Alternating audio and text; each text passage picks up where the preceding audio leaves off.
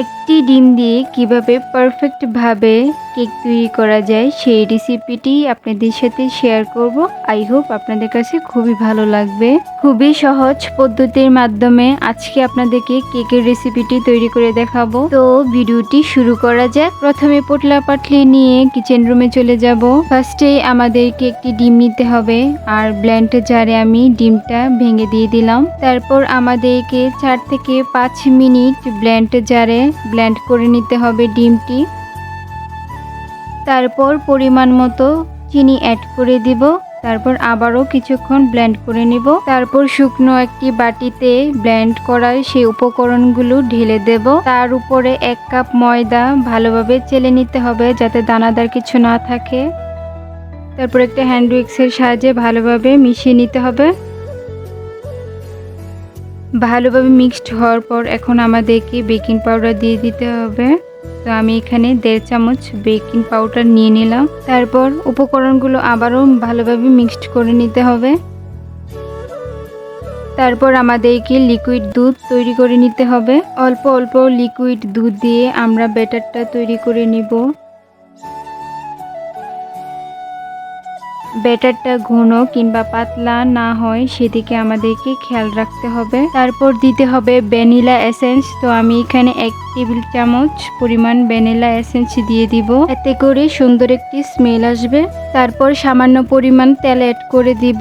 তো আমাদের ব্যাটারটা অলমোস্ট রেডি কেকটা বেক করার জন্য। এখন আমি একটি বাটি নিয়ে নিলাম আর বাটিতে সামান্য পরিমাণ তেল অ্যাড করে দেব। হাত দিয়ে তা চারপাশে ঘুরিয়ে ঘুরিয়ে মিশিয়ে নিতে হবে। তারপর বাটির সাইজ অনুযায়ী একটা পেপার নিয়ে নিলাম এবং হাতের সাহায্যে তা চিপে চিপে বসিয়ে দিলাম যাতে করে কেকের নিচের তলায় যাতে লেগে না যায়। তারপর আমাদের তৈরি করা ব্যাটারটি এখানে ঢেলে দেব। তারপর বাটিটি 2-3 বার ট্যাপ করে নেব যাতে ভিতরে কোনো বাতাস না থাকে। তারপর চুলাটা অন করে বড় একটি পাতিল বসিয়ে দিলাম। পাতিলের ভিতরে একটি স্ট্যান্ড বসিয়ে দিলাম এবং একটি ঢাকনার সাহায্যে 2 মিনিট হিট করে নিতে হবে। পাতিলটি হিট হয়ে আসার পর কেকের বাটিটা বসিয়ে দিতে হবে। তো বাটিটি বসানোর পর ঢাকনা দিয়ে ঢেকে দিতে হবে। আর এখানে যেহেতু ফুটা ছিল তো আমি এখানে টিস্যু পেপার দিয়ে ফুটাটা অফ করে দিলাম যাতে কোনো বাতাস প্রবেশ করতে না পারে। তো এখন আমাদের লো হিটে 25 মিনিটের মতো বেক করে নিতে হবে। 25 মিনিট ওয়েট করার পর একটি শলাকাঠির সাহায্যে চেক করে নিতেছিলাম যে আমার কেকটি তৈরি হয়ে গেছে কিনা। আমার কেকটি অলমোস্ট রেডি। এখন গরম পাতিল থেকে নামিয়ে কিছুক্ষণ ঠান্ডা করে নিতে হবে।